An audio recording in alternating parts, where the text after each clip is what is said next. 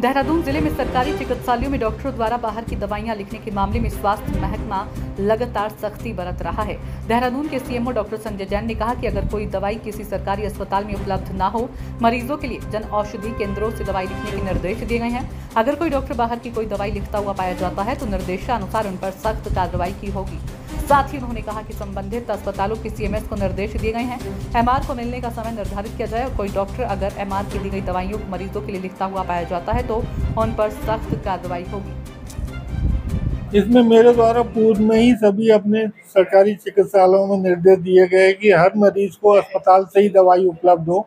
यदि कोई दवाई अस्पताल में उपलब्ध नहीं है तो जन औषधि केंद्र से लिखने के लिए उनको निर्देश दिए गए। यदि इसके अलावा यदि कोई बाहर की दवाई डॉक्टर लिख रहा है, उसकी कोई शिकायत प्राप्त होती है तो उसमें मेरे स्तर से नियमानुसार कार्रवाई की जाए। डॉक्टर के पास जो एमआर मरीजों के साथ देखने को मिलते हैं उसमें क्या कार्रवाई की जाए? उसके लिए भी संबंधित सीएमएस को निर्देश दिए गए हैं कि एमआर को मिलने का एक टाइम फिक्स कर लिया जाए, लेकिन एमआर लिखने के द्वारा जो दवाई बताई जा रही है, यदि कोई डॉक्टर लिखता हुआ पाया जाता है तो उसके खिलाफ कार्रवाई की जाए।